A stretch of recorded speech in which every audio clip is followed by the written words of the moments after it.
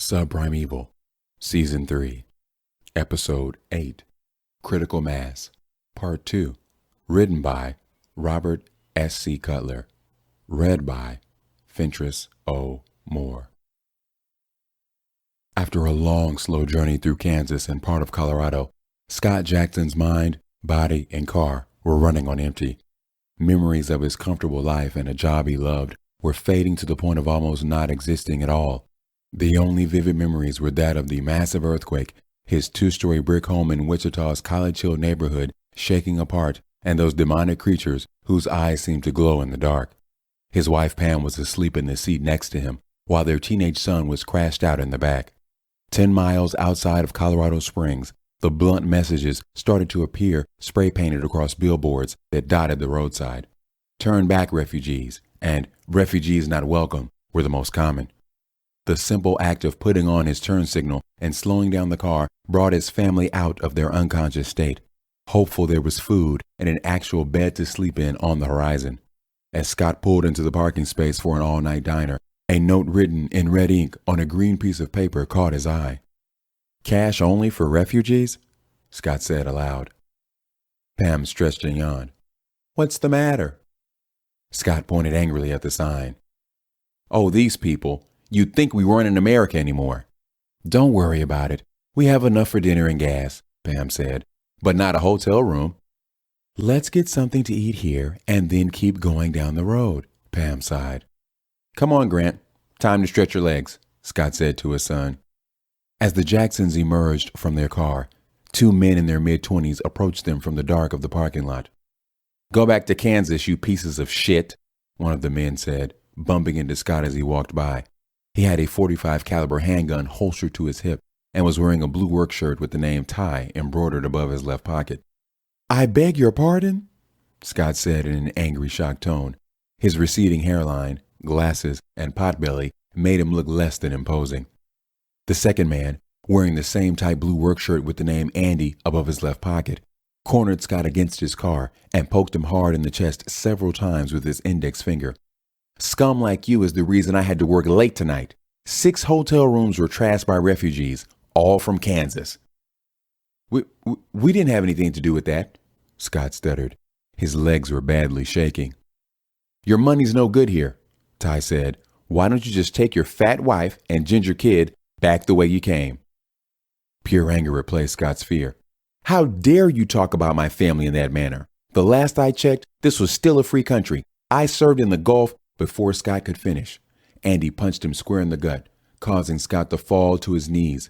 Ty removed his gun and brought it to rest against Scott's forehead. Fearing for her husband's life, Pam ran around the front of the car and came to his aid. "You're hurting him," Pam's voice wavered as she pushed Andy out of the way. Ty swung the barrel of his gun away from Scott and pointed it at Pam instead. "You want to get cute, bitch? It would be nothing for me to waste all 3 of you." "Put it away, Ty," Andy said. "Cops are rolling this way." Seeing Ty distracted, Scott lunged up and grabbed hold of his arm in an attempt to wrestle the gun out of his hand, causing it to go off. The events that took place next edged one slow frame at a time through Scott's mind. The bright flash of orange from the gun's barrel. The loud crack of the exploding gunpowder followed by a high-pitched ringing in his ears. The look of surprise on his wife's face as her life was extinguished. When the Jackson son tried to run to his parents' side, a county sheriff's deputy tackled him to the ground, while a second forced Scott into the prone position and handcuffed his hands behind his back. Resting his knee firmly on Scott's back, the deputy checked for a pulse on Pam's throat and then radioed in. "We've got 2 more refugees for the detention camp and a 3rd for the morgue." "Male or female?" the voice over the radio asked. "2 live males, and the corpse is a female," the deputy said, and then turned toward Ty and Andy. "Good work, boys. You still pitching Wednesday night, Andy?" Welcome back to ACN's exclusive coverage of the terror in the heartland. I'm Sasha Braggart, and joining me tonight is Attorney General of the United States, George Majeski. "It's a pleasure to be here, Sasha," the stately and graying man said. "I'll get right to the point tonight, sir. Footage of a murder taken by an eyewitness in Colorado has gone viral over the internet. The video clearly shows a woman being shot to death while her husband tries to protect her. All the while, local law enforcement looks on and does nothing to prevent the shooting. I've watched this video several times. There's nothing here that I can see indicates murder. What I do see is a clear and definite case of self-defense, nothing more, the Attorney General explained. You do mean the husband? Sasha asked. The Attorney General sat forward and narrowed his eyes. That man and that woman are nothing more than the criminal element that is spreading across our country at an alarming rate thanks to the recent tragedies in the Midwest. Our law enforcement, along with the decent law-abiding people they protect, are sometimes our only defense against the very scourge of society. I and most of the country disagree with you. That man, as you just referred to, is an aerospace engineer from Wichita, Kansas, Sasha countered, and his wife was an elementary school teacher. Their son is an honor student. Hard times sometimes make good people turn bad. You are wrong again, sir. These people had a sizable savings account and were headed out to California to start a new life. My colleagues and I have extensively researched this particular incident along with a dozen others and have found mistreatment of refugees and irregularities within the refugee camps, both east and west of the evacuation zone. The Attorney General smirked. We are living in difficult times. Drastic measures have to be taken to ensure the safety of all of our citizens. I'm sure as soon as we find a way to contain those animals, everything will return back to normal. When you say animals, you are speaking about the infestation and not the refugees, asked Sasha. Of course, we are doing everything in our power to restore the quality of life to the Midwest and its fine citizens. After we deem it safe to return, the refugee camps will be shut down and everybody will be welcome to return home. Freak Show and Dr. LaCroix sat drinking coffee in the cafeteria while Dr. Chalmers and Basili picked at their soup and sandwich. LaCroix noticed neither of them had really taken a full bite in the past 15 minutes. She was about to ask if there was something wrong with the food when she noticed multiple needle marks in Dr. Chalmers' arm. Have you been ill lately, Dr. Chalmers? Asked LaCroix. Chalmers instinctively pulled her sleeves down to her wrist and responded with downcast eyes. I was recently in treatment. Recovering addict? Asked LaCroix. Basili interjected. No, nothing like that. Chalmers put a firm hand on Basili's arm and told him with her sullen eyes to be quiet. They need to know the truth, Ava, Basili said. They're on our side. What truth? Asked LaCroix. If what you're hiding has anything to do with the eradication of these creatures, then you have an ethical obligation to tell us. Dr. Chalmers pulled away from Basili, tucked her arm inside of her long sleeves, and looked away. It's because of him. He'll try to blame it all on Ray, but he was a big part of it too. Who's he? Asked LaCroix. Riley, Basili answered. He's as vile as those creatures. That's no surprise, Freak Show scoffed. Just tell us what you know. How much worse could it be than what we're facing now? If I tell you, it can't leave this group, Basili started. Dr. Chalmers stood up and pleaded for Basili to stop. We promised each other, Leo. Basili put a gentle hand on Chalmers, guiding her back to her seat.